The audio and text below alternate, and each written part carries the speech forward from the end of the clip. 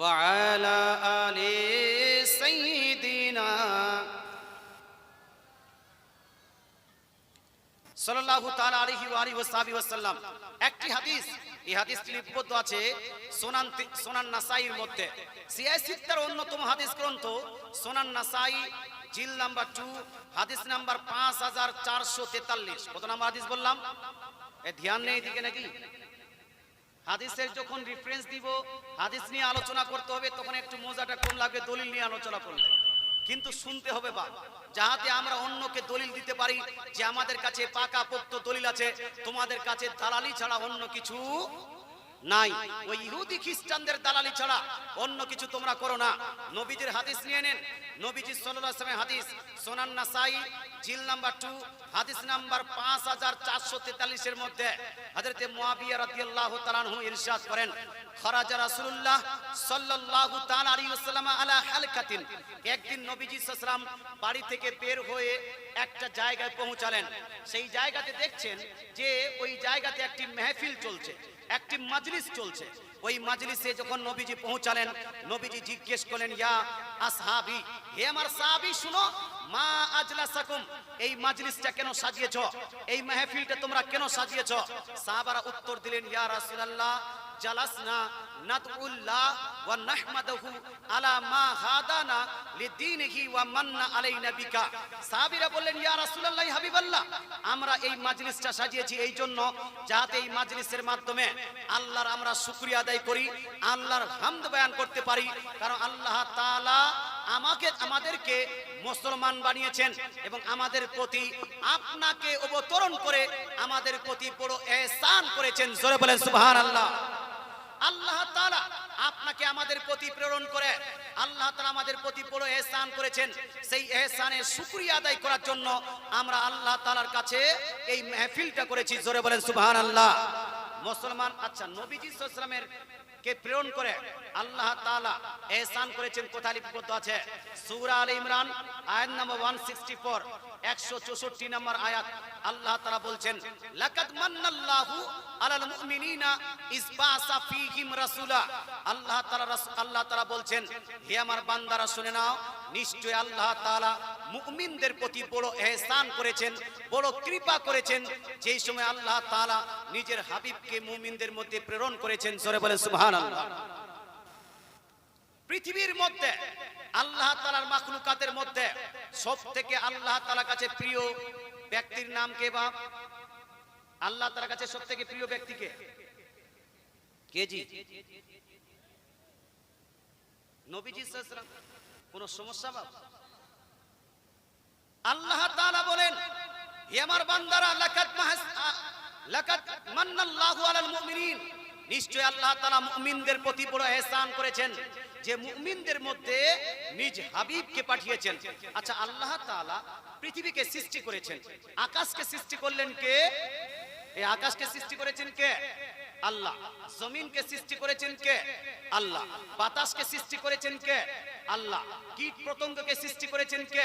আল্লাহ।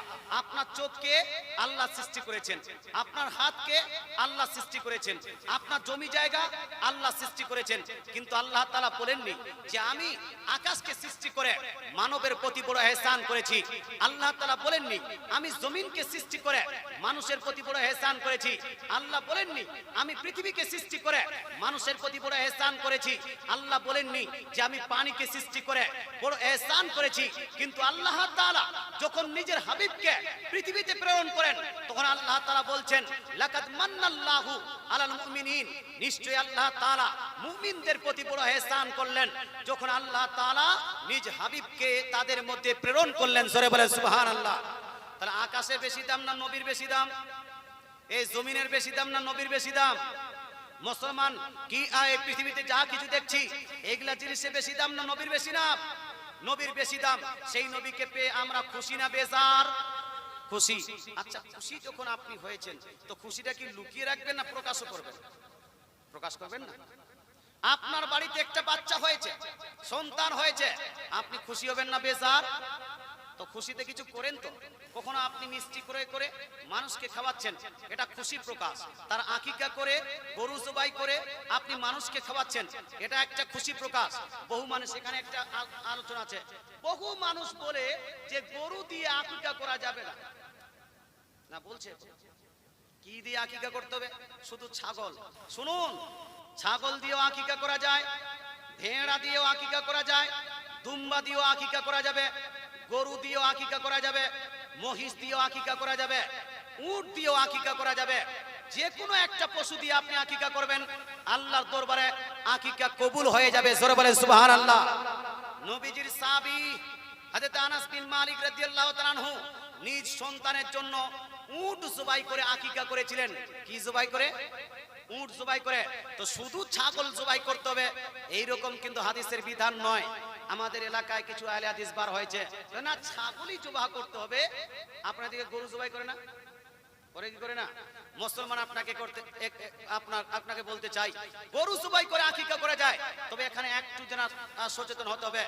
আকিকার দিন আপনি করবেন কি কি আর কোন দিন আকিকা করবেন? আকিকা করতে হবে হাদিস অনুযায়ী সপ্তম দিনে, অর্থাৎ 7 দিন যখন পূর্ণ হবে আপনাকে আকিকা করতে হবে। 7 দিনে আকিকা করা এটা হলো সুন্নত। এটা কি সুন্নত?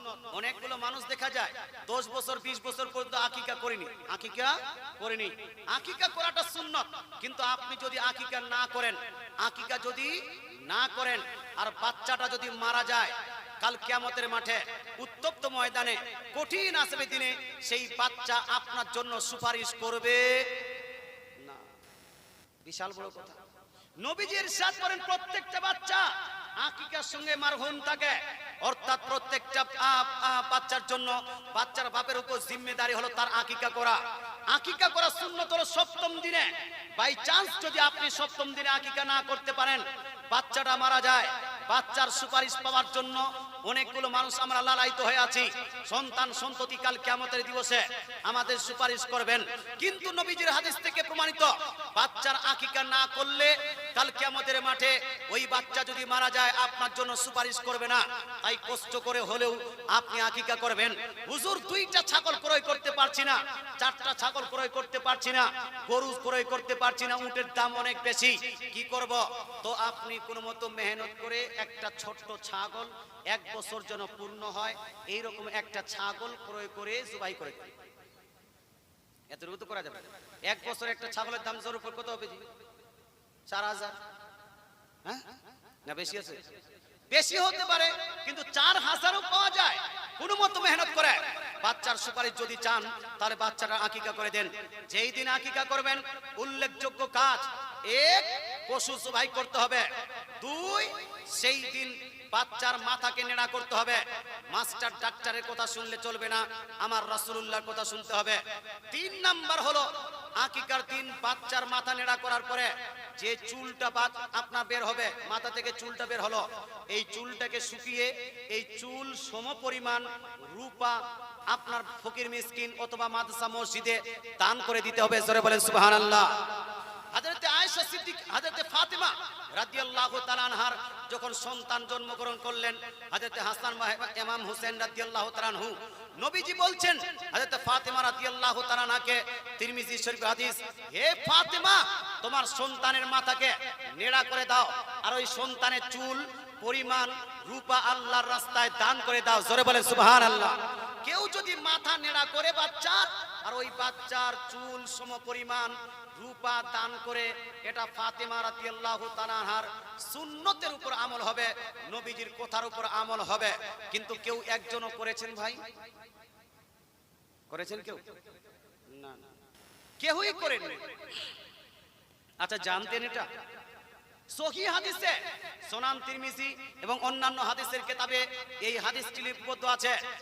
এই হাদিসের উপর আমল করার দরকার আছে কি নাই? আছে না? অনেকগুলো মানুষ আকিকা করতেই জানে না। মুসলমান আপনাকে বলতে চাই, এখানে আরেকটা মশলা বলে দিই, অনেকগুলো জায়গাতে দেখা যায় আকিকার গোশত বাপ মাকে খেতে দেয় না, নানা নানিকে খেতে দেয় না, আপনার দাদা দাদিকে খেতে দেয় না। আকিকার গোশত যদি বাপ মা খেয়ে নেয় বাচ্চার জন্য নাকি অমঙ্গল হয়, এরকম ধারণা আছে কি না কিছু জায়গায়? আছে না? বাচ্চার আকিকার গোশত মুসলমান বাপ মা খেতে পারবে না, এই রকম ধারণা কেউ যদি রাখে এটা গুনাহে কাবীরা হবে। কি হবে ভাই? গুনাহে কাবীরা হবে। আচ্ছা, যেই জিনিসটা হালাল ওটাকে হারাম করা যাবে? হ্যাঁ, গরুর গোশত হালাল না হারাম? আপনি হারাম বললে হারাম হবে? যদি আপনি হারাম বলে দেন আপনার গুনাহ হবে। হালালকে হারাম বলা এটা হলো গুনাহে কাবীরা। আল্লাহ তাআলা রাসূল সাল্লাল্লাহু আলাইহি সাল্লাম এবং অন্যান্য কোন আপনার সাহাবী কেউ এটা বলেননি যে বাপ মা আপনার আকিকার গোশত খেতে পারবে না। সুতরাং ভাই এই ধারণা রাখা যাবে না যেভাবে অন্যান্য ব্যক্তিরা আকিকার গোশত খেতে পারবে তদ্রূপ বাপ মাও খেতে পারবে, দাদা দাদিও খেতে পারবে, নানা নানিও খেতে পারবে না। পারবে না, বরং বাপ মাকেই তো বেশি খাওয়া উচিত। বাপ মাকে কি করা উচিত জি? আচ্ছা, আকিকার গোশত কয় ভাগ করতে হয়? কয় ভাগ জি? 3 ভাগ। 1 ভাগ কার জন্য? আত্মীয় স্বজনের জন্য, যত আত্মীয় 1 ভাগ, আর 1 ভাগ ফকির মিসকিনদের জন্য, যতগুলো ফকির তাদের জন্য 1 ভাগ, আর 1 ভাগ নিজের জন্য। তো নিজের মধ্যে নিজের বাড়িতে একটা বাপ আর একটা মা আছে। আল্লাহ বলছেন বাপ মা দাদা দাদি এরাই থাকে বাড়িতে, নাকি? আল্লাহ বলছেন এদের জন্য 1 ভাগ। তো গোশতটা যদি নাই খাওয়া, যদি গোশত খাওয়া যদি জায়েজ না হতো তাহলে ওই গোশতগুলো করবেন কি? আল্লাহ বলছেন গোটা ফকিরের জন্য 1 ভাগ, হাজার হাজার ফকির 1 ভাগ মাত্র দাও, হাজার হাজার আত্মীয় স্বজন 1 ভাগ দাও। আর বাড়িতে 4 জন মানুষ আছে বাপ মা দাদা দাদি, এদেরকে 1 ভাগ দাও। তাহলে বাপ মা দাদা দাদিকে বেশি খেতে বলেছে না কম? এতে বেশি না কম? আর আপনি তাদের জন্য হারাম করে দিয়েছেন। অমঙ্গল হবে। অমঙ্গল হলে শরীয়তের বিধান কিন্তু এইরকম হতো না। তো বাপ মা খেতে পারবে না, পারবে না, বরং বেশি খাবে, বেশি খেয়ে তাগড়া হবে। তাহলে তো বাচ্চাকে সঠিকভাবে লালন পালন করতে পারবে। আল্লাহ তাআলা বুঝার তৌফিক দান করুক, বলেন আমিন। একবার দরুদ শরীফ পড়ি, আল্লাহুম্মা